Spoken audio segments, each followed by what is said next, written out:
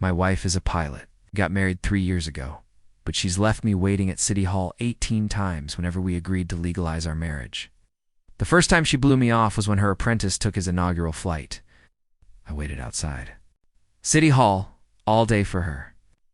The second time, she got a call from that same apprentice. She literally turned the car around and left me by the roadside. After that, every time we set a date, her apprentice Owen would somehow run into trouble. Eventually, I decided to leave her. But the moment I boarded a flight to Avalonia, she chased after me like a woman driven by desperation. Ivy Rivers and I had been married for 3 years, yet it still wasn't legally registered. Today marked her 1,000th successful flight, and it was also the 17th time she promised we'd finally go to City Hall, the celebration banquet, while her direct supervisor kept insisting I drink. Ivy was laughing and toasting with her male apprentice, Owen Gardner. I had a high fever and had already drunk more than I could handle, but she didn't spare me a glance. Colleagues shook their heads and clucked their tongues, their eyes filled with sympathy. Anyone could see who I was suffering through this for. But when the banquet ended, Ivy stood me up again. She pulled her car right up to the restaurant entrance, stopping me with one hand.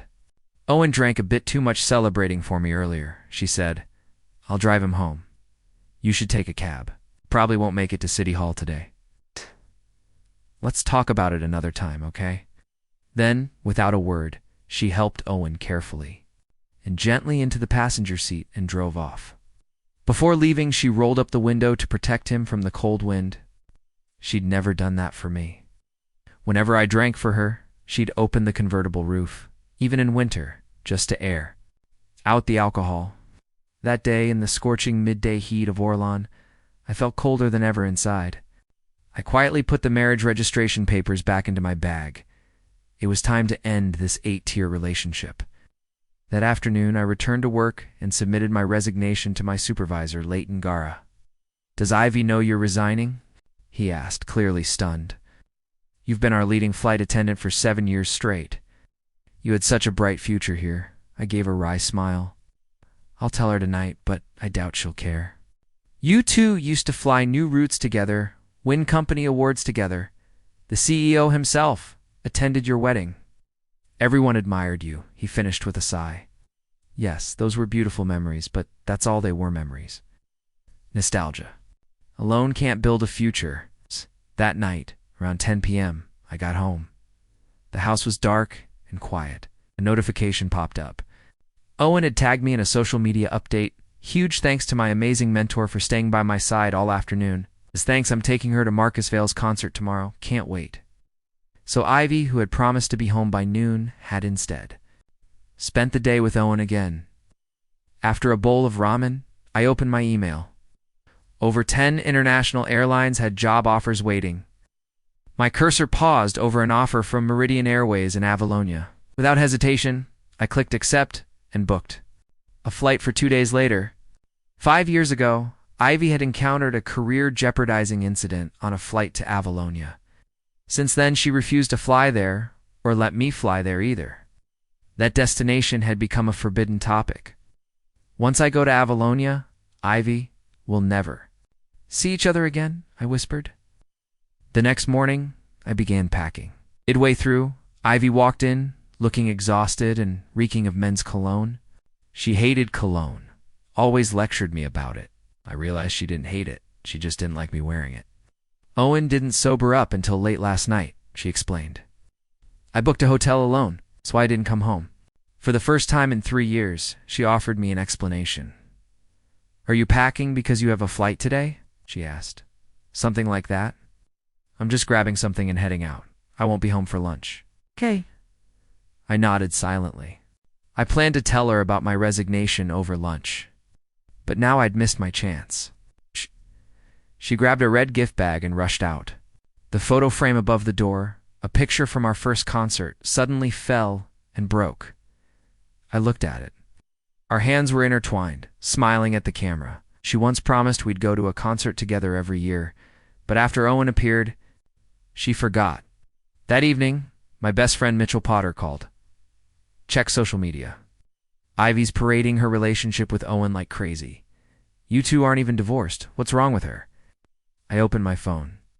Owen's new post showed him wearing a Patek Philippe watch and holding the red gift bag Ivy took earlier.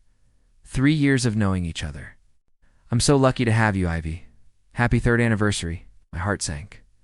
Our 3rd wedding anniversary. The one we'd never acknowledged. I hadn't even remembered it. Apparently neither had she, until Owen reminded her. That night around 11 p.m., Ivy returned. Where's the photo that was behind the door? She asked, scanning the room. It fell. Broke. She seemed relieved. Then she pulled out a bag with a Gucci belt. I didn't have time to give this yesterday since it's our anniversary. Happy anniversary. Receipt said it had been bought just 30 minutes ago. By the way, she added, the Airline Excellence Award. Can you let Owen have it this year? He's been dreaming of it. So, that was the price of her last-minute gift. Sure, I said. He can have it next year, too. I won't be competing anymore. Really? She blinked, surprised. You're my husband. He's my apprentice. It's only right I support him. Besides, I'm not flying tomorrow. Let's go register our marriage at City Hall.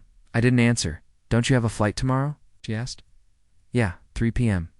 Just as I was about to tell her I was leaving for good, her phone rang. It was Owen.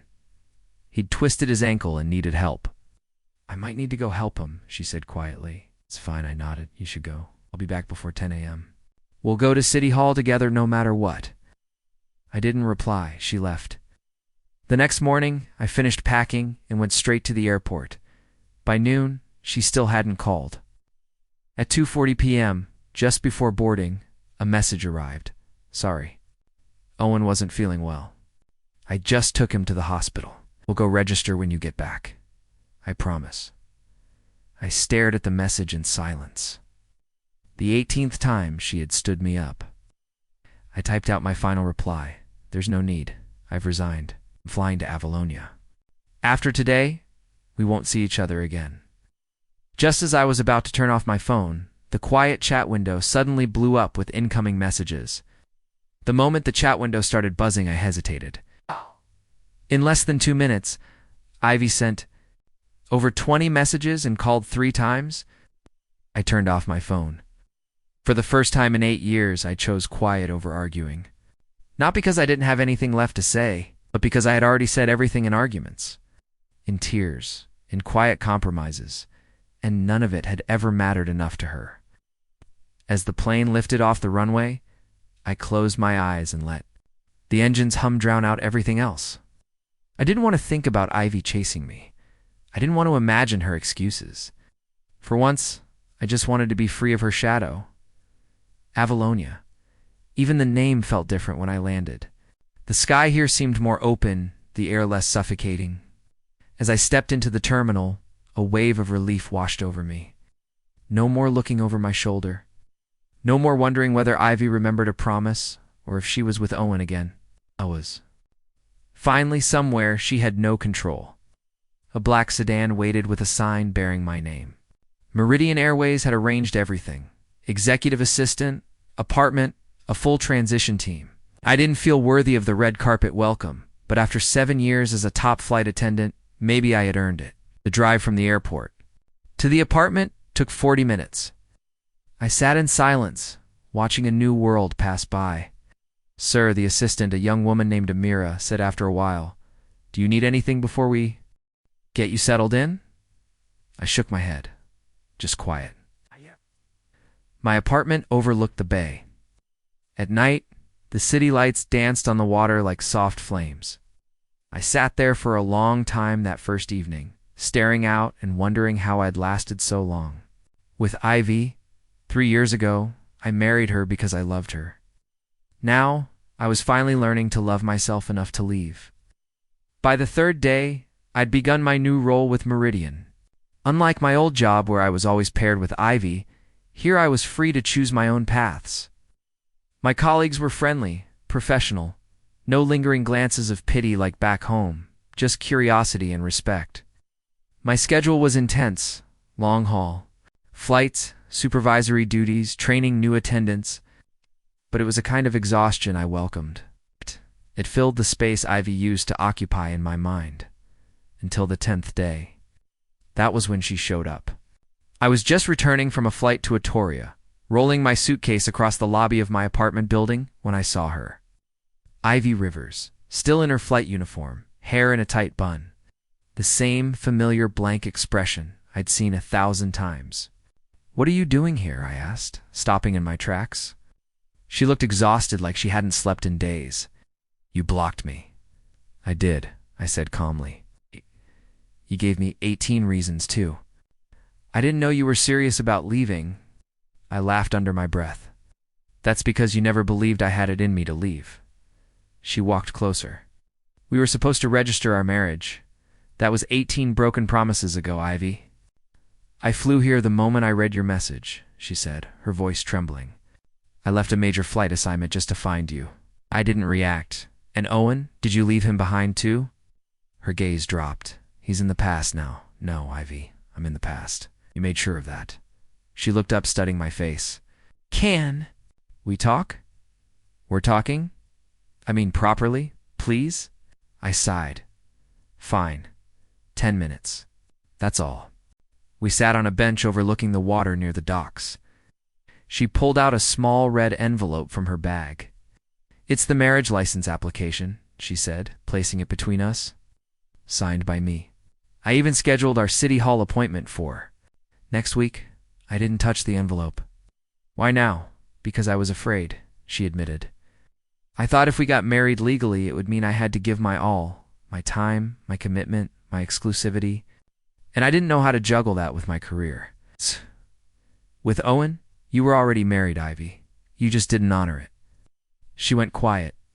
"I gave you everything," I said slowly. "I sacrificed promotions, social events, even family gatherings, just so I could align with your schedule. Be by your side. But you didn't even notice. You were too busy focused on the next flight with him. I thought I was doing the right thing as a mentor. Were you mentoring him by taking him to our anniversary concert?" Her cheeks reddened. "That wasn't planned, but you still went." I stood up. "I don't hate you, Ivy, but I don't want this kind of life anymore." She rose too. "So this is it." "What?" "This was it the day I boarded that flight." I walked away. She didn't follow. Weeks passed. I didn't hear from her again directly, but word about her spread through airline circles. She'd declined an international award. Rumors said she'd been disciplined for putting personal issues ahead of a flight. Owen, on the other hand, had requested a transfer to another city. They were over, but it didn't matter anymore. I had started rebuilding my life. I began mentoring younger attendants, truly mentoring them, not just using them as emotional support. I designed a new training manual. Ridian promoted me to Director of Cabin Services by the 4th month. I wasn't just surviving, I was thriving. And then one night, as I returned from a gala event, there was a letter at my door. No return address, just my name in her handwriting. I opened it. The side was a single sentence. "I hope you finally find someone who won't keep you waiting." No apology, no excuses, just those few words. And for the first time in years, I smiled at something Ivy had written. Because for once, she was right. 3 months had passed since I arrived in Avalonia. It's 3 months without Ivy. 3 months of peace I hadn't realized I desperately needed. But peace, like weather, is never permanent. One crisp morning, just as the sun peeked over the horizon and bathed the airfield in gold, Amira walked into my office holding a folder. "There's a transfer applicant from Northern Sky Airways," she said, setting the papers down. I glanced at the resume, a force of habit.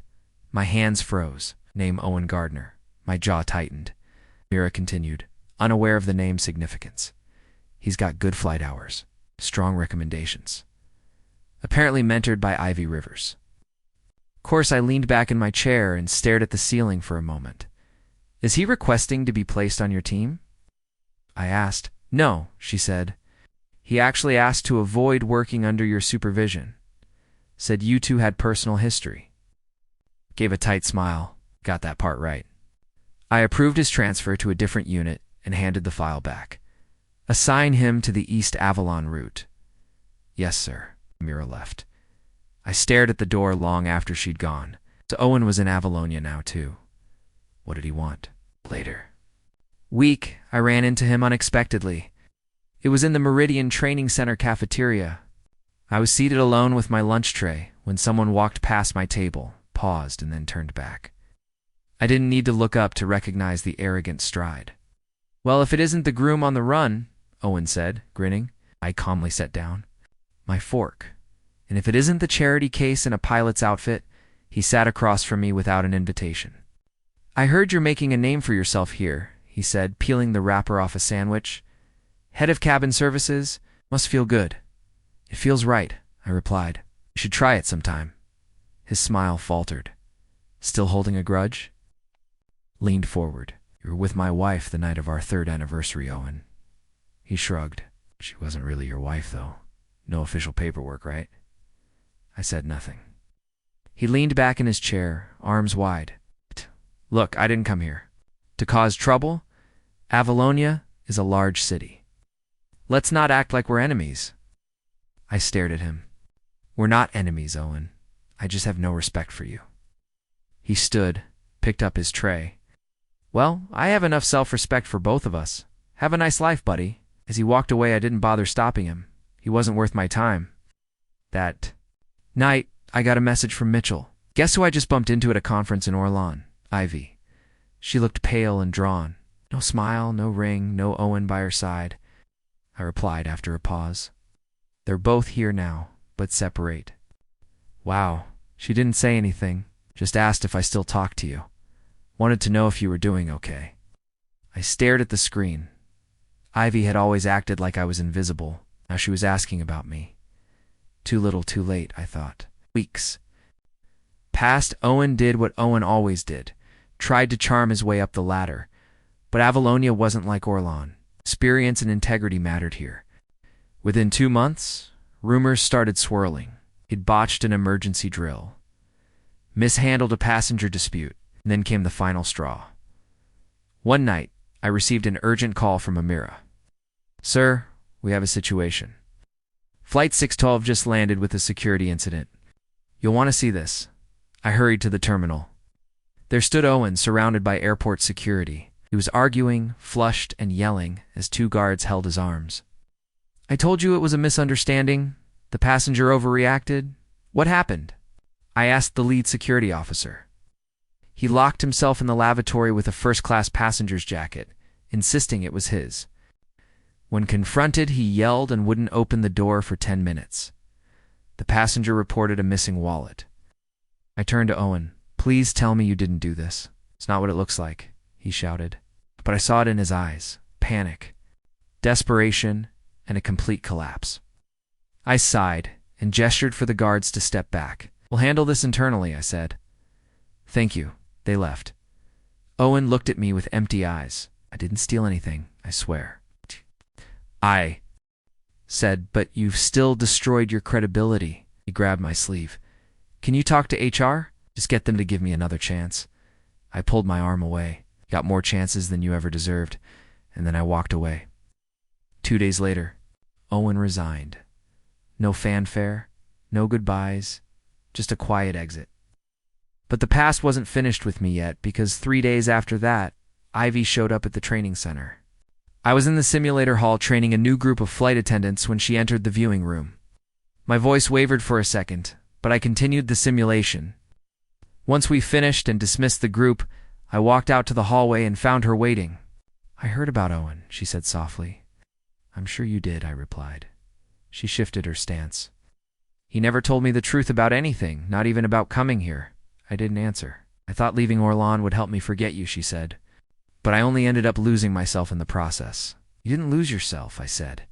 "You gave pieces of yourself away, bit by bit." "I'm trying to reclaim myself," she whispered. I nodded. "Then start by respecting the person I've become. Without you." She looked down. "Do you hate me?" I said, "but I'm done loving you." She flinched. We stood in silence, the sounds of drills and simulated turbulence humming in the background. Then she reached into her coat and pulled out a small envelope. "This was supposed to be yours," she said, 3 years ago. I took it.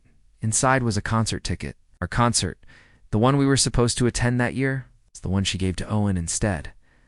I looked at it, then handed it back. I don't collect broken promises. She nodded. Her eyes welled up. "I wish you happiness, Ivy," I said at last. "I wish I could have given you that," she replied, and she turned and walked away. It's time I didn't stop her because for once she didn't expect me to. Some journeys end in arrival, others in release. This one was both. The days that followed felt strangely light. Owen was gone. Ivy had walked away. And I remained steady in a city that had welcomed me like no other. Yet a lingering unease remained beneath the surface. I had gained my freedom. But what exactly had I lost along the way? Love, illusion, time?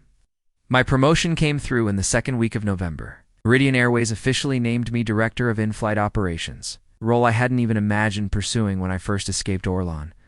I threw myself into the job. Overhauling training programs, meeting with international teams, introducing new passenger comfort protocols, as the recognition came quickly and abundantly. But at night, when the cheers faded, I stared out the window of my apartment and wondered why it all still felt incomplete. One evening, Mitchell video called me. He was lounging in his usual disorganized office, his toddler playing with a model airplane in the background. "You look different, man," he said. "You've got that executive glow." I chuckled, more like lack of sleep. Mitchell leaned closer to the screen. "You know, Ivy's mother reached out to me, said Ivy's been grounded." "Grounded?" I asked, raising an eyebrow. "Yeah, apparently her pilot's license is under review. Something about protocol violations during a transcontinental flight?" I stayed silent. Mitchell shook his head. "I'm not saying you should care. I'm just saying it's complicated. Life usually is," I said quietly. He sighed. "She really messed things up, didn't she?" "She did. But you look like you're healing, I guess." I nodded. "I'm working on it." Mitchell grinned. "Well, just know that if you ever need a best man again, I'll be a few pounds heavier, but still available." We both laughed. It was the first real laugh I'd had in months. Winter arrived early in Avalonia. Skies grew pale, and the sea breeze cut more sharply through the narrow streets. Still, I walked to work when I could.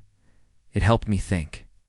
One evening, as I was returning from a long day of training oversight, I passed by a bookstore near the harbor. In the window display, a familiar book caught my attention. The Skies Between Us by Ivy Rivers. I froze. It was a thin memoir, nothing grand, just a couple hundred pages. The author's bio on the back read, "Ivy Rivers is a commercial airline captain with over a decade of international flight experience." In her debut book, she reflects on the journeys between destinations, the people she left behind, and those who taught her how to truly land. I walked inside, bought a copy, and went home. I didn't read it immediately. I left it on the counter for 2 whole days, but eventually, curiosity got the better of me. The memoir wasn't spectacular for its prose, but for its raw honesty, it resonated deeply. She spoke of her commitment phobia, how her father abandoned her mother when she was young, how flying became her escape, her defense, her identity. She admitted she used Owen as a diversion, said she clung to him not from affection, but because his dependence gave her a sense of control. She confessed that during our marriage, she kept delaying the registration not because she didn't love me, but precisely because she did. I was terrified that once things became real, I would inevitably ruin them. So, I kept it just shy of being real, safe, unofficial, unregistered, like turbulence that shakes you but never shatters you. She wrote of the concert ticket, of seeing Owen's online post, of realizing too late she had given away something meant only for me. The last chapter was just a single page. If you're reading this, you probably already know I'm not the person I appeared to be, but I hope you also know. I never stopped looking out the window, hoping you'd return. I closed the book and stared at the wall for a long time. Was it closure? Maybe. Or maybe it was just a gentle landing at the end of a long, hard fall. 1 month later, I was invited to speak at an international aviation leadership conference. When I stepped onto the stage in a crisp black suit, I felt the weight of countless moments pressing on me. But I spoke clearly, calmly about leadership, mentorship, and integrity during crisis. The audience applauded. Afterward, as I exited the conference hall, a familiar voice called out my name. "I read your article in Skyward," Ivy said, standing in the lobby, her hands clutching a copy of the magazine. She looked different, less polished, more authentic. "I read your book," I replied. Her eyes widened a fraction. "I meant every word in it, I know." We stood there. No arguments, no accusations, just two people who had drifted too far apart to ever find the same path again.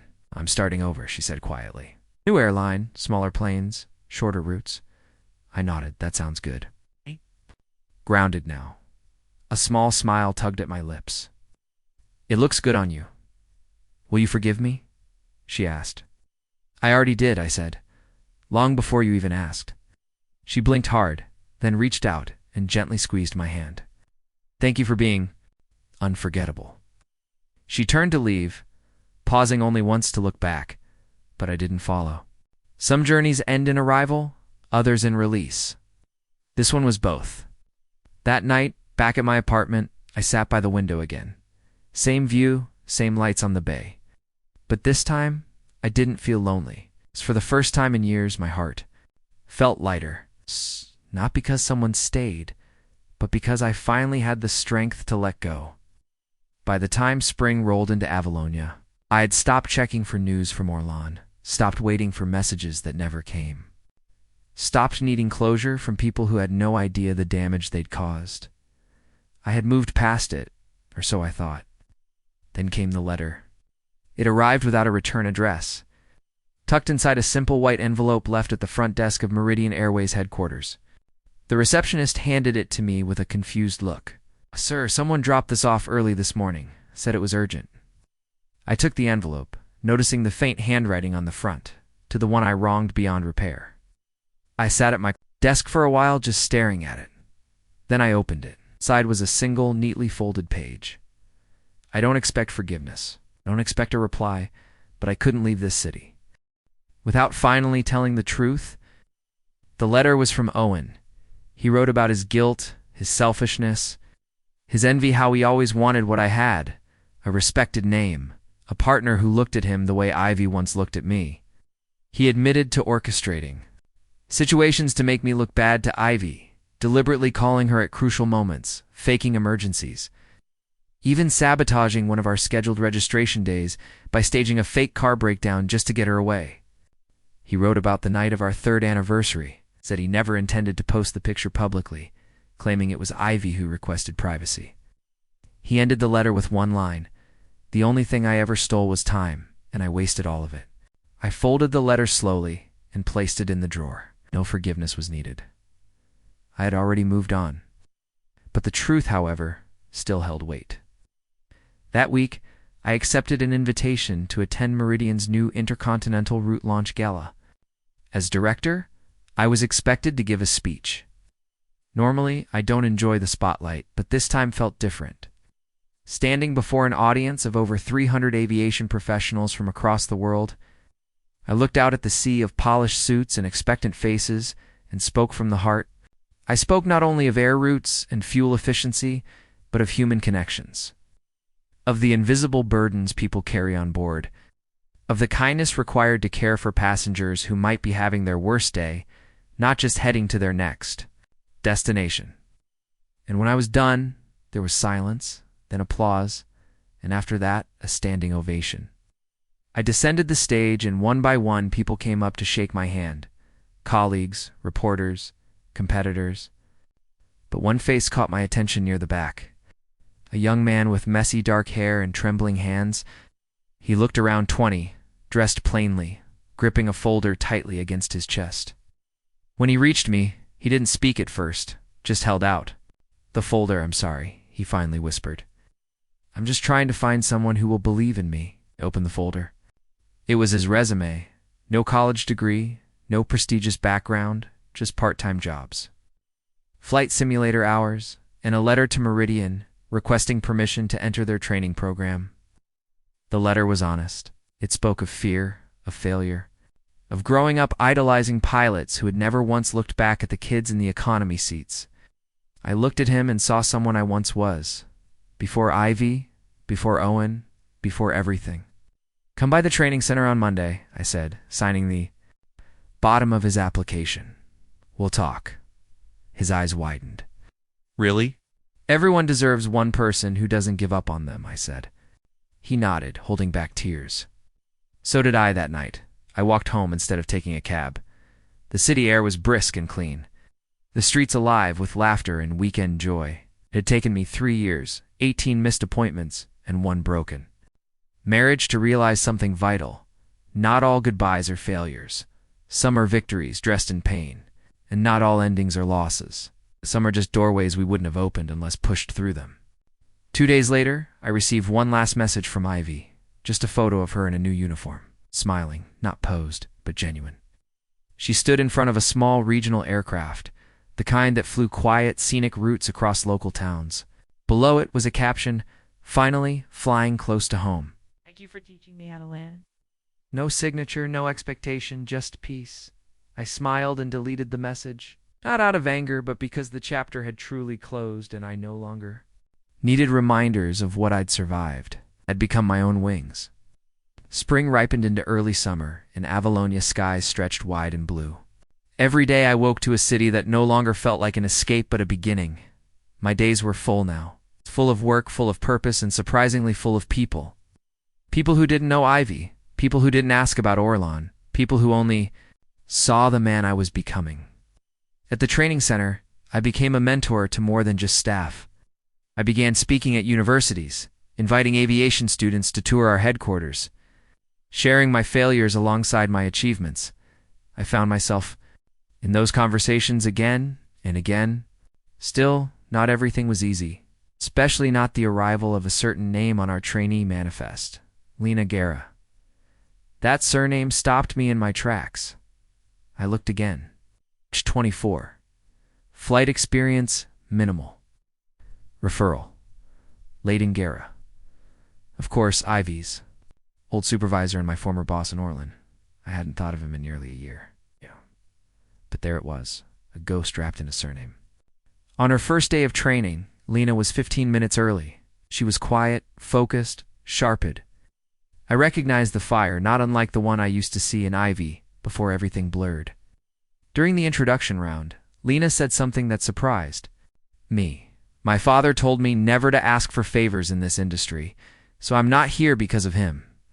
I'm here to earn my wings. The other trainees clapped lightly, but I didn't move. Later that afternoon, I called her into my office. "Lena," I said, "does your father know you applied here?" She nodded. "He didn't want me to. I thought I should. Go to Orlan Airways instead. Said I'd be safe there." "Why Meridian?" She smiled faintly. "Because he never shuts up about a flight attendant who left and became something bigger. I figured if you could do it, maybe I could too." I sat back. She didn't know about Ivy, didn't know the real history. Only that her father had once respected me enough to talk about it. "Work hard," I said finally. "No shortcuts here." "I wouldn't want one," she said, standing to leave. Before she reached the door, she turned back. "Did you really resign overnight and never look back?" I didn't blink. "I did." She grinned. "Cool." Training progressed quickly. Lena was sharp, smart, occasionally stubborn, but always learning. At the end of the 3rd week, we ran an emergency simulation, cabin decompression, oxygen masks, passenger, panic, and a near-miss scenario. It was intense. Half the trainees cracked under pressure. Lena didn't. After it ended, she sat alone in the simulator, staring straight ahead. I walked in. "Tough drill," I said. She looked up. I didn't panic. "No, you didn't." But I froze for 5 seconds. "That could cost lives." I nodded. "It could, but you caught yourself. That's the mark of someone who's going to make it." She exhaled shakily. "It's weird. I've never wanted something this badly." I smiled. "Good. Because the skies don't give you anything easily. You have to earn every mile." She looked at me with something like, "Were you ever scared?" "All the time," I replied. "But fear is just a passenger. You acknowledge it. Then keep flying." The next day, I got an unexpected call from Lena Guerra. "Director Monroe," he greeted formally. "Wanted to thank you for giving Lena a shot. She earned it, I replied. He paused. She doesn't know everything about what happened between you and Ivy. I kept it from her, I figured. But I just wanted to say I'm glad you left when you did. The culture changed after you resigned. Ivy was never the same. Neither was Owen. I heard there was a pause. Then he said quietly, "You were the best we had." I was too blind to see it then. Sometimes it takes distance to appreciate altitude. He laughed softly. Bill said, "Anyway, thank you." He hung up. I stared at the phone for a moment. It didn't feel like revenge. It felt like peace. That weekend, I was invited to a quiet garden party hosted by the Avalonia Aviation Council. Just a dozen industry veterans, no press, no stage, no speeches. There I met a woman named Ara. She wasn't from aviation. She worked in aerospace engineering, consulting on aircraft interiors and cockpit safety. She was sharp, kind, observant. We spoke for nearly an hour, unaware that everyone else had filtered into the back garden. She asked about my transition from flight attendant to director. I told her part of the story, not the Ivy part, just the part about finding worth again. She said something that stayed with me. You don't have to bleed out loud for people to see your strength. I walked her to her car at the end of the night. No numbers exchanged, just a smile and a soft "see you again, maybe." The next Monday, I found a note on my desk, written on the back of a trainee checklist. "Director Monroe, thanks for the emergency simulation. Your quote about fear being a passenger really stuck with me. I think I'll keep flying no matter how scared I get. Lena." I placed the note beside the letter from Owen and the book Ivy had published. Each a different weight. Each a chapter I had read and closed. But Lena, she wasn't a ghost from my past. She was the future. And in that moment I realized something simple and profound. We don't need to keep every relationship on board. Some passengers are meant to disembark, so others can board and fly with you towards something better. Life has a way of testing you just when you think you've found stability. 2 months after Lena completed her training and joined Meridian's short haul crew, I received an unexpected invitation in my inbox. Subject: International Aviation Excellence Awards. Guest of Honor invitation. My name had been nominated for the Global Flight Operations Leadership Award, an honor given to individuals who'd significantly impacted international aviation through innovation. The ceremony was to be held in Orlan, the city I left behind. I stared at the screen for a long time, the weight of memories pressing down like cabin pressure mid-storm. It was poetic, almost cruel, but I didn't decline. I clicked accept, not to prove anything, not to see anyone. Just to stand there in the very city that once tried to break me and breathe as a man they couldn't erase. The event was held at the Sky Dome, an iconic venue near Orland's Central Airstrip. When I arrived, cameras flashed, microphones leaned in, and journalists threw rapid questions. But I moved past them without a word, stepping into a world that had once applauded Ivy and Owen for merely showing up while I worked in silence behind the curtain. Now the curtain had lifted. Inside, I recognized many faces. Some had watched Ivy ignore me at banquets. Some had seen Owen flaunt fake emergencies to steal her time. Most had forgotten I existed until now. My name was called midway through the evening. I stepped up to the stage, buttoned my jacket, and faced the audience.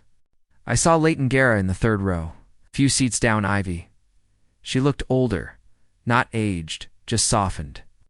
There was no Owen beside her, only a polite smile and eyes that no longer pretended not to see me. I turned to the microphone. "This award is not just for leadership," I began.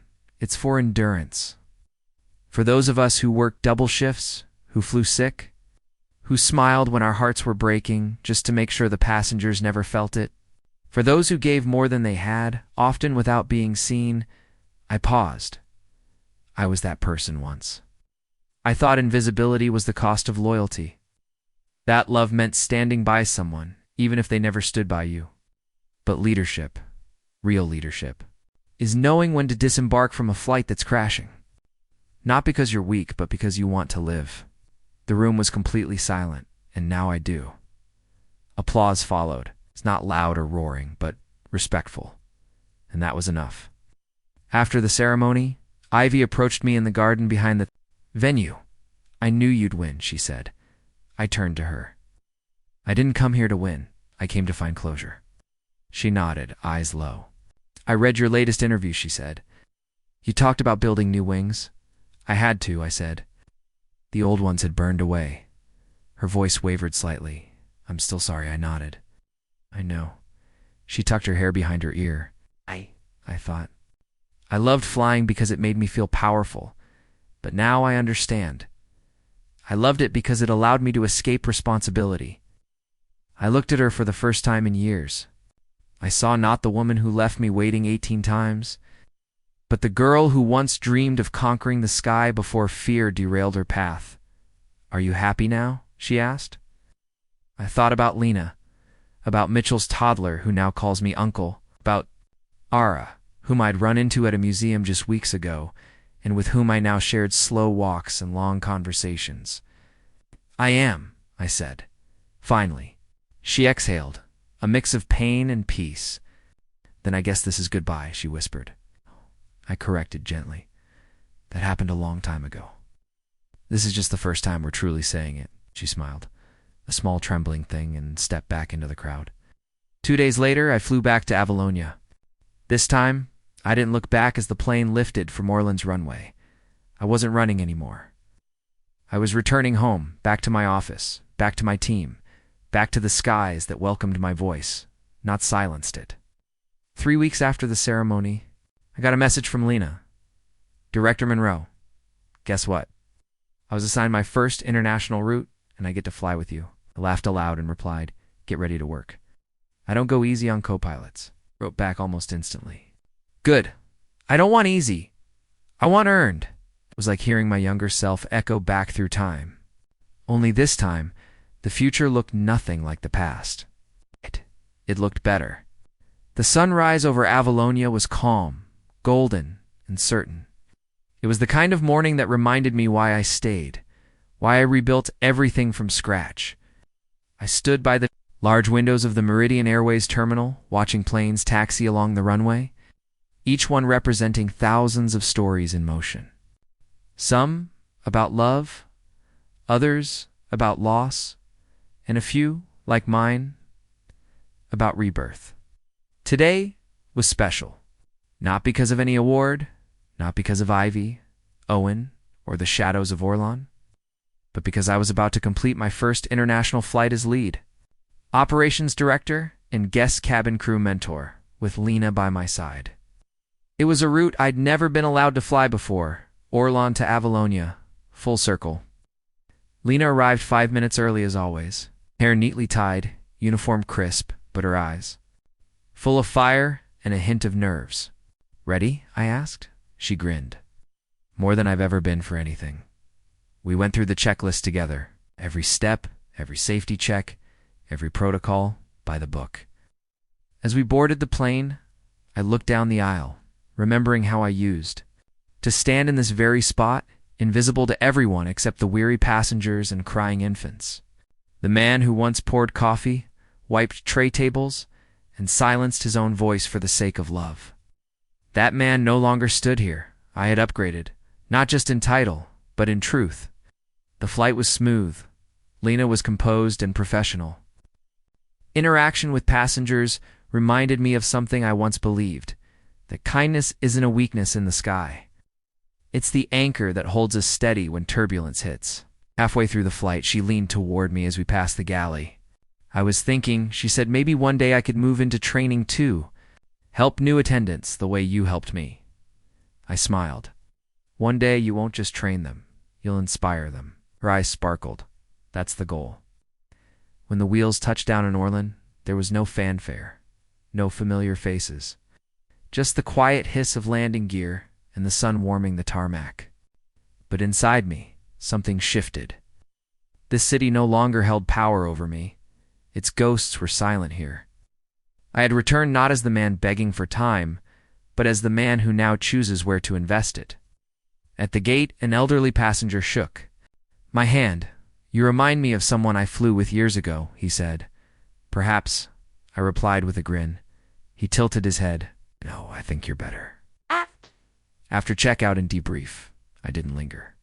I stepped into the terminal, pulled my suitcase behind me, and walked toward the domestic gate for my return flight. There, sitting at a cafe with a half-finished cup of tea, was Ara. She looked up and smiled. "You're late," she said without. "Surprise, you're early," I replied, taking the seat across from her. "I figured you'd come through this gate." "How did you know?" She shrugged. "What? 'Cause you always see things through." We sat there in silence, just breathing in the same space. Yeah. Then I asked quietly, "Would you ever take the same flight more than once?" She tilted her head, amused. "Isn't that the point of building a route?" We both laughed. No promises, no grand declarations, just present something Ivy never gave me, something I now chose for myself. Weeks passed. Lena completed her international certification. I expanded the Meridian Mentorship Program to 2 new cities. Mitchell's toddler turned 5 and insisted I come to his birthday party dressed as a pilot. So I did. Ara and I began traveling together, not far, not loudly, just enough to learn each other's rhythms. And on one quiet afternoon, I returned home to find a package waiting for me. Inside was a picture frame. It held a picture from our recent flight, me and Lena in the galley. She was laughing. I was mid-sentence, neither of us looking at the camera. Below it, engraved in simple silver letters, "Every departure writes a new arrival." I placed it by my desk, right beside the broken concert photo I had long ago replaced. They say closure comes when you finally stop needing a different ending. But I believe closure is when the story no longer owns you, even if you remember every word. Ivy was a chapter. Owen was a storm. But this life I had built in Avalonia was my true destination. For the first time, my heart matched the cabin pressure, stable, clear, and ready.